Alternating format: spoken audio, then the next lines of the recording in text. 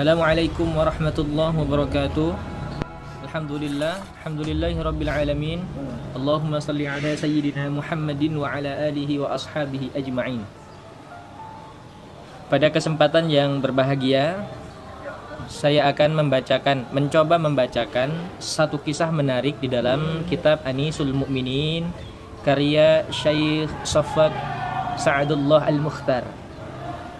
Kisah yang diambil adalah kisah dari Imam Syafi'i yang bertamu kepada Imam Ahmad ibn Hanbal. Imam Syafi'i adalah salah satu imam dari madhab yang dianut mayoritas di negeri kita. Di dalam kitab tersebut di halaman 89 pada bab salasatun mufidatun, 3 perkara yang bermanfaat.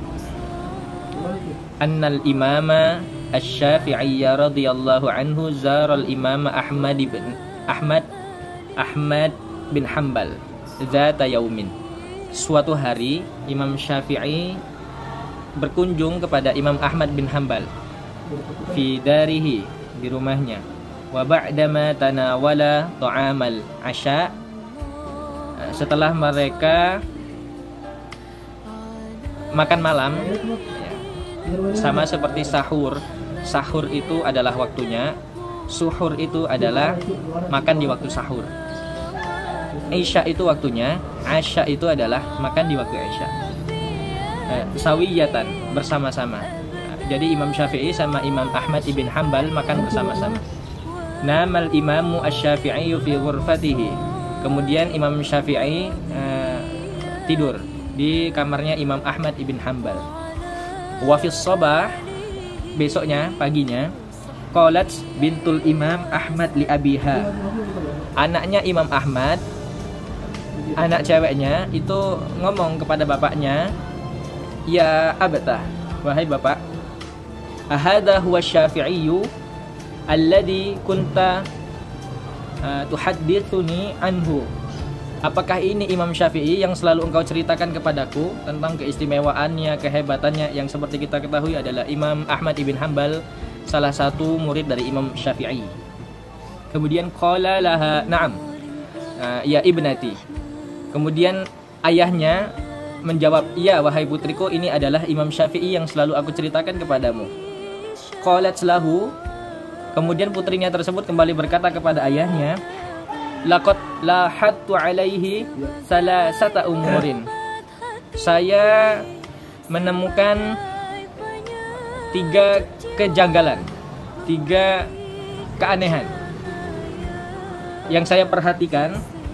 Yang pertama, annahu indama qaddamna lahu at-ta'ama akala katsiran. Pertama, ketika kita suguhi makanan, beliau makan dengan sangat banyak. Beliau Imam Syafi'i makan banyak sekali.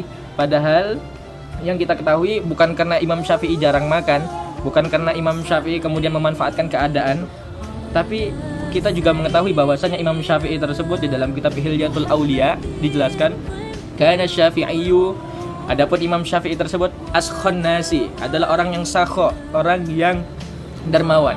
Jadi Imam Syafi'i adalah orang yang dermawan, alat dinari wat dirham, terhadap hartanya beliau.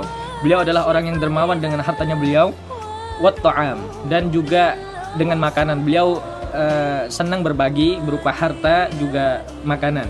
Jadi Imam Syafi'i makannya banyak bukan karena hal tersebut.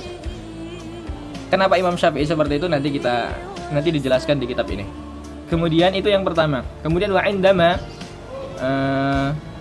indama dakhala al-ghurfata lam yakum liyusalli qiyamal laili. Kata anaknya Imam Ahmad tersebut, kemudian ketika dia masuk ke dalam kamar, dia enggak sholat malam.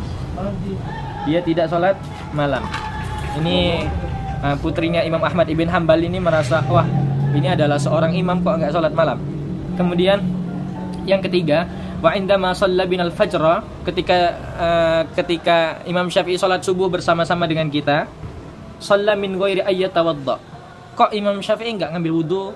Kan dia habis tidur, kok enggak ngambil wudu? Nah, akhirnya wa idzan bil Imam Ahmad. Imam Ahmad kemudian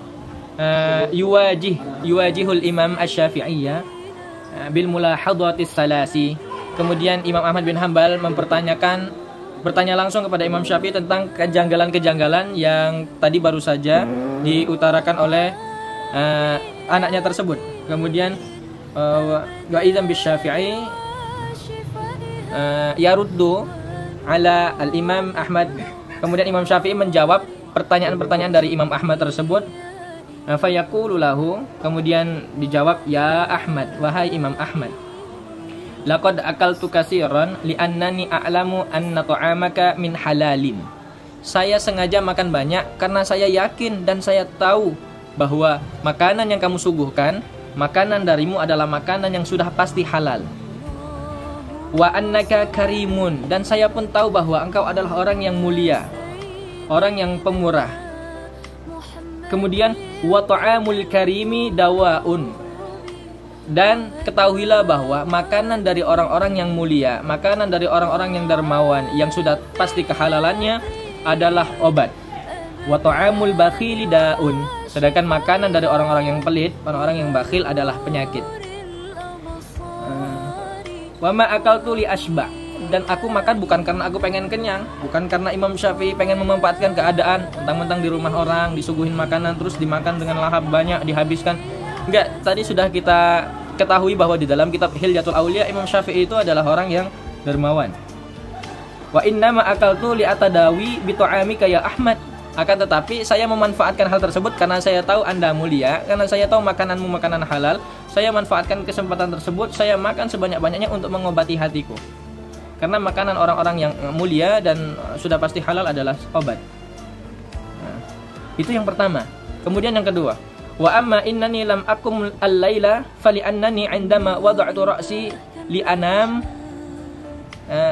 anama nazartu ka'anna amami al-kitaba was sunnata fa fatahallahu alayya bi 72 mas'alatan min ulumil fiqhi al-islami. Yang kedua, ketika ditanya kenapa engkau enggak sholat malam, Imam Syafi'i kemudian menjawab bahwa aku enggak sholat malam karena ketika aku meletakkan kepalaku hendak tidur, kemudian Imam Syafi'i merasa seolah-olah Imam Syafi'i lagi terpikirkan 72 masalah. Dan Imam Syafi'i seolah-olah di depannya itu sedang ada Al-Quran dan ada kitab-kitab hadis. Kemudian karena itulah di dalam masalah fikih kata Imam Syafi'i, karena itulah aratu anfa'a bihal muslimin. Aku pengen apa yang sedang aku pikirkan tersebut itu bermanfaat bagi orang-orang Islam lainnya. Falam yakun hunaka fursatan liqiyamil lail. Maka tidak ada kesempatan bagiku saat itu untuk sholat malam, menunaikan sholat malam. Jadi itu adalah naluri seorang penulis ketika dia sudah menemukan imajinasinya, ketika dia sudah menemukan kerangka dari tulisan yang akan dia tulis, sudah mendapatkan bahan, itu biasanya para penulis itu tidak bisa diganggu. Ya, sekelas Imam Syafi'i aja mengalami hal tersebut ketika sudah terpikirkan sesuatu di depan pikirannya, ka'anna amami alkitab wa sunnah, seolah-olah ada Al-Quran dan ada sunnah di depanku. Itu Imam Syafi'i sampai mengatakan falam yakun hunaka fursatan, maka tidak ada kesempatan bagiku untuk melakukan salat malam di qiyamil lail. Jadi Imam Syafi'i mengatakan seperti itu. Wa amma, itu yang kedua. Jadi Imam Syafi'i itu menjelaskan bahwa kenapa aku nggak sholat malam, karena saat itu aku begitu.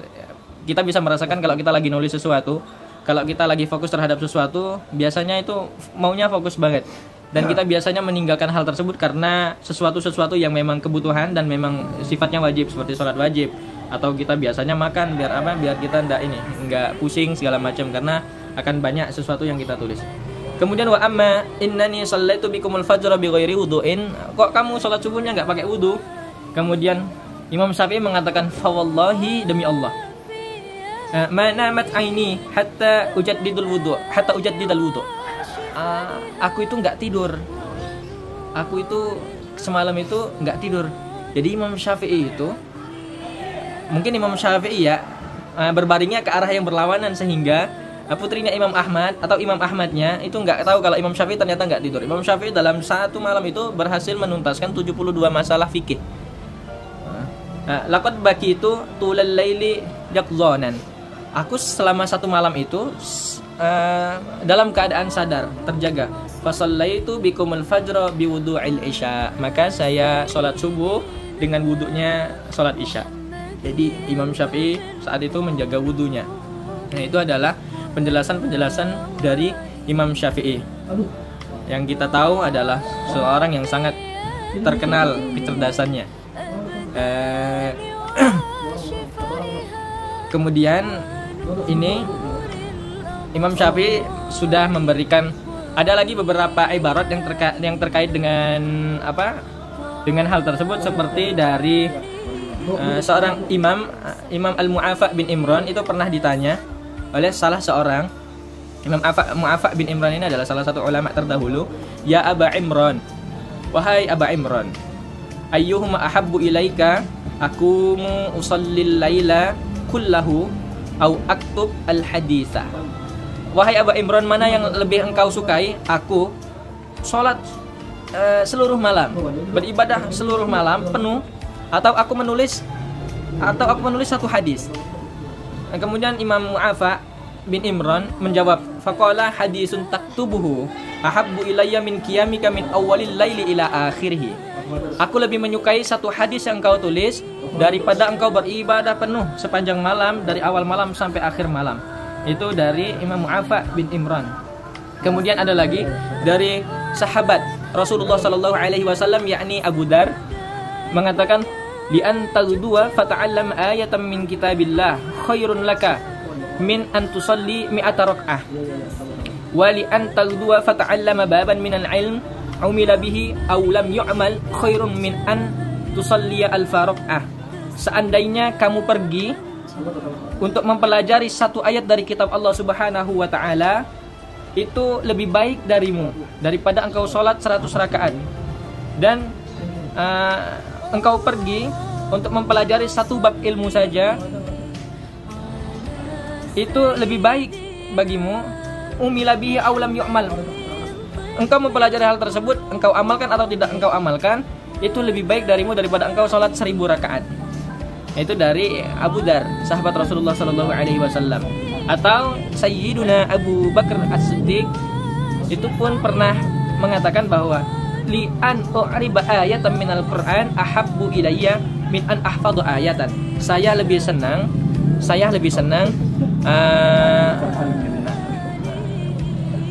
bisa menjelaskan satu ayat. Seandainya bisa menjelaskan satu ayat beserta penafsirannya, pemahamannya dari Rasulullah segala macam, kata Abu Bakar, saya lebih senang daripada saya hanya membacanya saja. Kemudian sahabat Abu Hurairah pun pernah mengatakan bahwa li an ajlisa sa'atan fa afqahu fi dini ahabbu ilayya min an uhyi lailatan ilas sabah. Kata sahabat Abu Hurairah, seandainya ada kesempatan aku untuk duduk di majelis ilmu, kemudian aku menambah pengetahuanku tentang agama, itu lebih aku sukai, lebih aku senangi daripada beribadah sepanjang malam sampai pagi. Nah, demikian kisah dari Imam Syafi'i dan Imam Ahmad ibn Hanbal di dalam kitab Anisul Mu'minin. Kitab Anisul Mu'minin, anis itu bisa berarti ini keteladanan, contoh yang baik gitu, hiburan bagi orang-orang mukmin, keteladanan bagi orang-orang mukmin.